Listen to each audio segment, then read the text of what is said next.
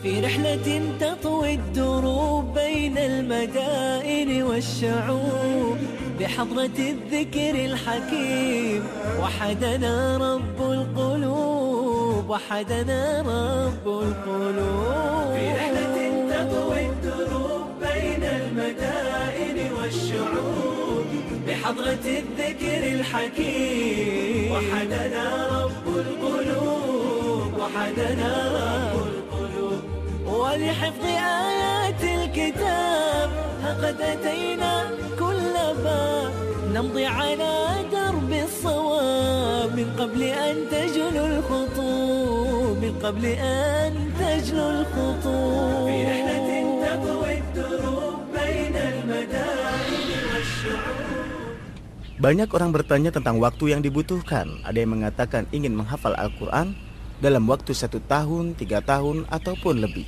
Sekarang saya akan jelaskan. Coba mari kita hitung bersama. Al-Quran itu 30 juz. Dan di setiap juznya ada 20 muka halaman. Jika ingin menghafalkan Quran dalam 1 tahun, Anda harus hafal 2 halaman sehari. Dan jika itu Anda lakukan, maka dalam 10 bulan Anda sudah bisa menghafalnya. Sedangkan sisanya 2 bulan Anda bisa gunakan untuk mengulang atau yang disebut murojaah. Ini hitungan yang pertama. Jika Anda ingin untuk menghafal dalam 3 tahun, Anda harus hafal dalam 1 hari 1 halaman. Kalau Anda bisa menghafalkannya 1 muka halaman dalam 1 hari, maka Anda sudah mampu menyelesaikan hafalan dalam 2,5 tahun. Dan sekitar 5 atau 6 bulan Anda sudah bisa menggunakannya untuk murojaah. Dan bila Anda seorang yang sibuk, tidak punya waktu, kondisi sosial kurang mendukung, Anda bisa menghafalkan Al-Quran dalam 5 tahun. 1 minggu berarti menghafal rubu hizb, yakni kira-kira 2,5 halaman. Jadi, tidak sampai separuh halaman dalam sehari, Anda bisa menghafalkan Al-Quranul Karim dalam waktu 5 tahun. Tapi apa benar ketika saya hafal 2 halaman sehari, saya bisa selesai 1 tahun? Dan kalau 1 halaman sehari, maka saya akan selesai dalam waktu 3 tahun. Kemudian rubuh hizb seminggu 5 tahun. Saya katakan ya. Ini adalah perkiraan hitungan yang bisa saya ajukan. Dan setiap kita boleh memilih. Bagi yang mampu 2 halaman, bisa selesai dalam waktu 1 tahun. Dan bagi yang mampu 1 halaman sehari, bisa selesai dalam waktu 3 tahun. Dan bagi yang mampu rubuh hizb seminggu, semoga Allah memberikan taufik kepadanya. Dan yang terpenting, akhirnya kita bisa menghafal Al-Quran, kitab Allah Subhanahu wa ta'ala.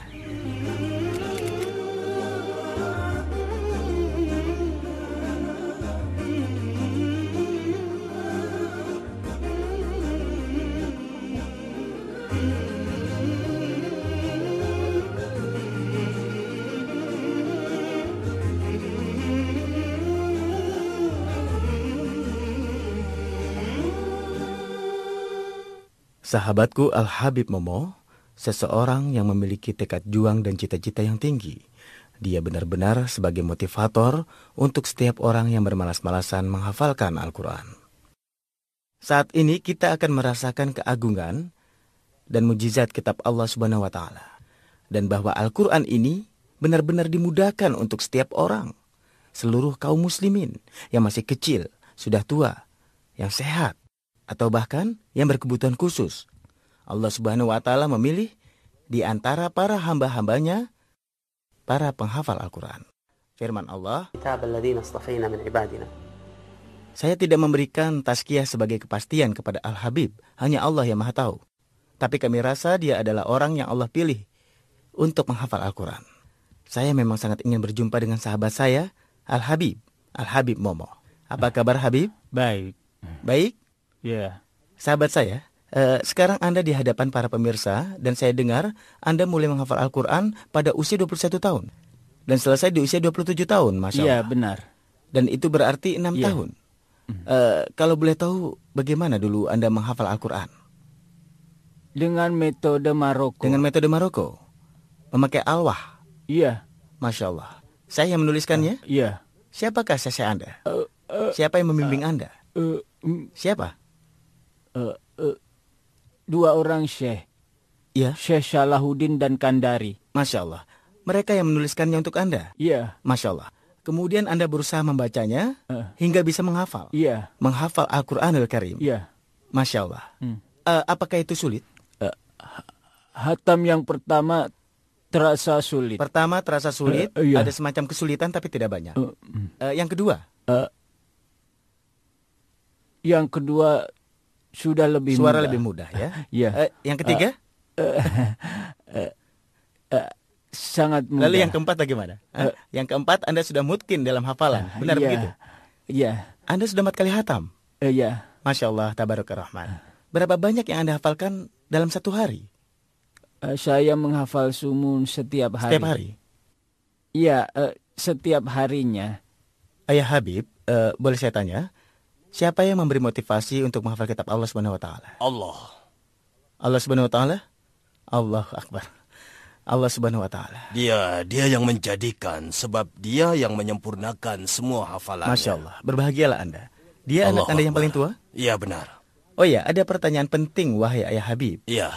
Setelah menghafalkan Al-Quran, bagaimana pengaruhnya terhadap rumah Anda dan pada kehidupan Anda? Semuanya bercahaya. Kami bersyukur kepada Allah. Semua ruangan rumah kami bercahaya. Cahaya masuk ke dalam rumah Anda? Semua rumah kami dimasuki cahaya.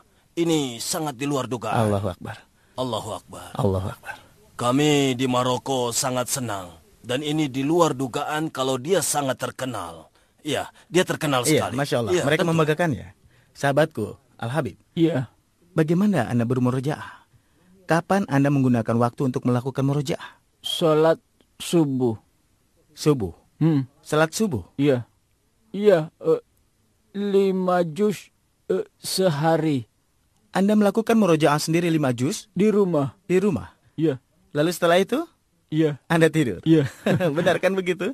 Semoga Allah memberikanmu keberkahan. Dan sekarang ini, saya akan menguji hafalan Al-Habib Momo.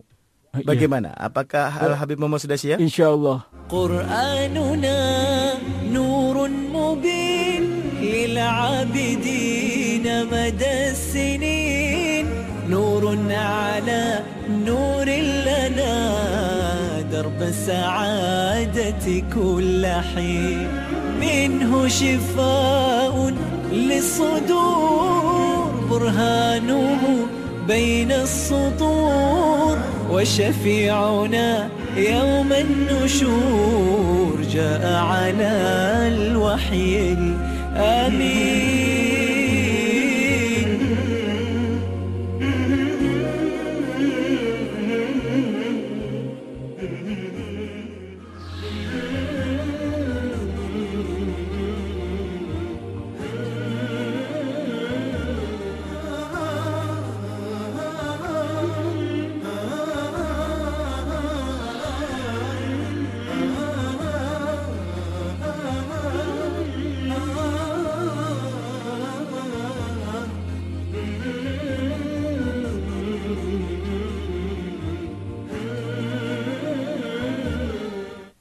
Pertanyaan pertama untuk menguji. Anda siap? Insyaallah. Bismillah. فاذكروني أذكركم واشكروا لي ولا تكفرون يا أيها الذين آمنوا استعينوا بالصبر والصلاة إن الله مع الصابرين ولا يقولون يقتل في سبيل الموت ولا يوم ولا يشعرون. Masya Allah, tabarakar rahman. Sekarang yang ini. ولمن خاف مقام ربه جنتان فيوقف مقام الإنسان فيقول كلمات وشافئا فيقول كلمات فيما يهديها فيقول كلمات فيقول كلمات فيقول كلمات متكئين على فرشة ومن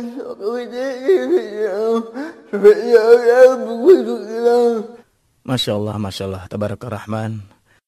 Saya menanyainya dalam surat ini, خاف مقام ربه جنتان dalam surat Ar-Rahman, maka dia bisa melanjutkan tanpa salah tabarakar rahman sampai حتى وصله من دونهما جنتان فبأي آلاء ربكما تكذبان مدهامتان.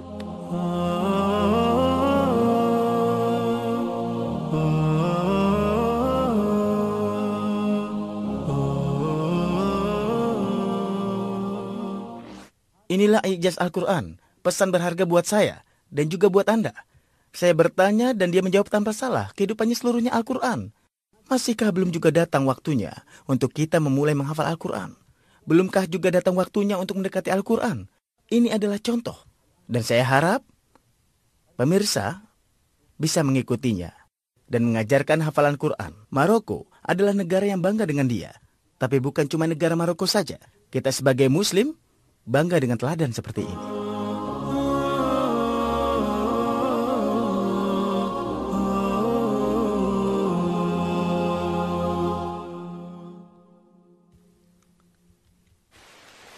Jika kita bertanya, bagaimana Nabi Muhammad SAW menerima Al-Quran?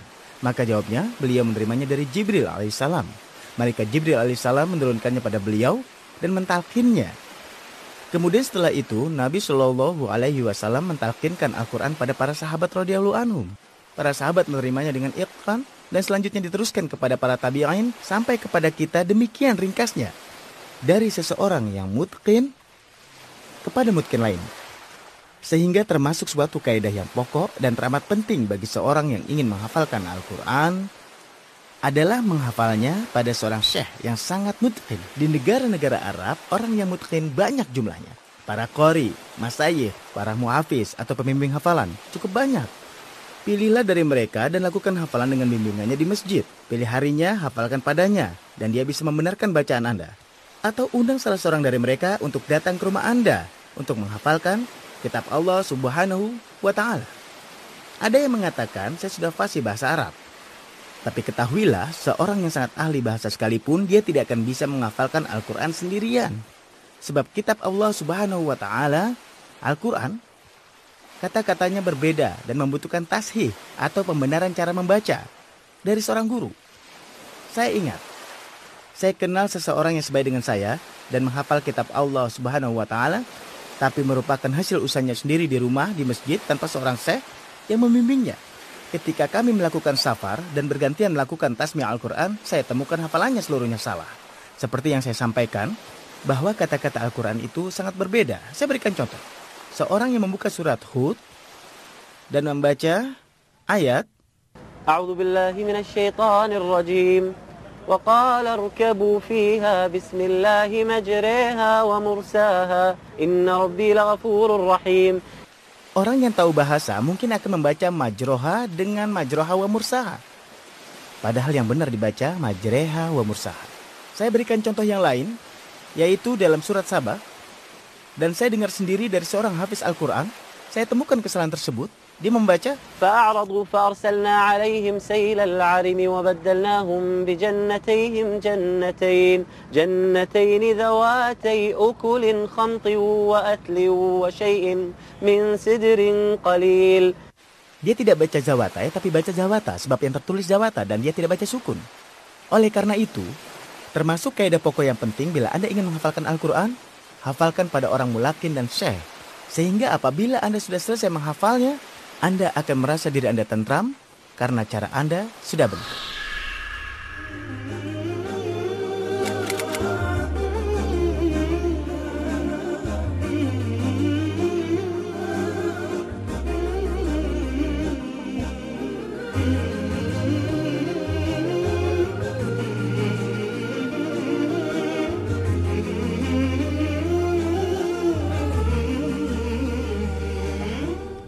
Masih bersama salah seorang teladan dalam menghafal Al-Quran di negara Republik Arab Mesir. Duduk bersama mereka sungguh menyenangkan. Para penghafal kitab Allah Subhanahu wa Ta'ala yang mutqin. Bersama mereka penghafal ini sangat indah. Saya bersama Syekh Dia. Bisa perkenalkan diri Anda? Dia Sulaiman, Sayyid Sulaiman. Masya Siswa Allah. di Mahat Quran pada tingkat atas. Masya Allah, Masya Allah. Saya tanya padanya kapan Anda menghafal Al-Quran. Dan dia menjawab, saya sudah besar baru mulai menghafalnya. Lalu saya tanya lagi, kapan Anda mulai? Dia menjawab, pada usia 9 tahun. Kapan Anda selesai menghafal? Dia menjawab usia 11 tahun. Masya Allah, dia bilang sudah besar, padahal itu kan masih kecil. Usia tersebut sudah tergolong tua. Semoga Allah memberkahimu. Kita akan langsung memulai uji itqan hafalan Syekh Dia dalam perjumpaan kita kali ini. Siap ya? Ya Iya. ayyuhan nabiyyu jahidil kuffara wal munafiqin الفاسقين واغلظ عليهم ومأواهم جهنم وبئس المصير. Ada 2 ayat, yang mana ini? Anda ingin yang mana? Tersebut berapa kali dalam Al-Quran? 2 kali. Surat apa dan surat apa? Surat At-Tahrim dan surat Taubah. Masya Allah, kalau begitu yang surat At-Taubah saja. Masya Allah, Tabarakar Rahman. يحلفون بالله ما قالوا ولقد قالوا كلمة الكفر وكفروا بعد إسلامهم وهموا بما لم ينالوا وما نقموا إلا أن أغناهم الله ورسوله من فضله فإن يتوبوا يك خيرا لهم وإن يتولوا يعذبهم الله عذابا أليما في الدنيا والآخرة. Itqan yang dimiliki Syekh Dia bukanlah begitu saja diperoleh, tapi dengan keseriusan yang gigih. Dalam perjalanan menghafal Al-Quran hingga sampai pada seperti ini. Saya tanya padanya pada ayat-ayat yang serupa, tapi dia mampu menjawabnya dengan mudah sekali. Sekarang Anda akan menyaksikan itqan yang lebih hebat lagi. Syekh Dia, mohon baca ayat 92 dari surat Yusuf. قال لا تثريب عليكم اليوم يغفر الله لكم وهو أرحم الراحمين. Ayat 80 dalam surat Al-An'am. وحاجه قومه قال أتحاجوني في الله وقد هدان. Masya Allah. Ayat 88 dalam surat An-Nisa. Surat An-Nisa ayat 88. فما لكم في المنافقين فئتين. Masya Allah, Masya Allah. Tabarakar Rahman. Itqan tadi Anda sudah saksikan sendiri. Ini bukan ijaz, namun orang yang kehidupannya selalu bersama Al-Quran, di rumah bersama Al-Quran, di madrasah bersama Al-Quran, bersama sehnya bersama Al-Quran. Dia ingin menjadi bagian dari Allah Subhanahu wa Ta'ala.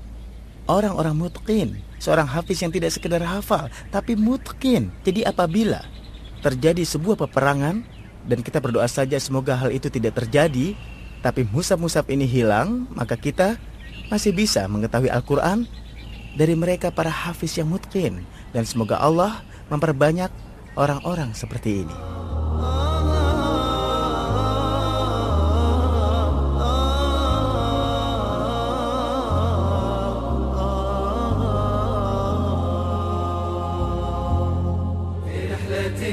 تطوي الدروب بين المدائن والشعوب وبحضرات الذكر الحكيم وحدنا رب القلوب وحدنا رب القلوب ولحفظ آيات الكتاب قد أتينا كل باب نمضي على درب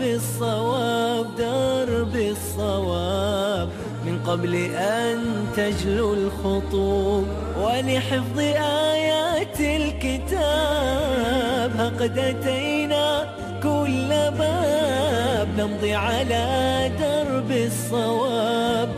الصواب من قبل أن تجلو الخطوب من قبل أن تجلو الخطوب في رحلة تطوي الدروب بين المدائن والشعوب وبحضرات الذكر الحكيم وحدنا رب القلوب وحدنا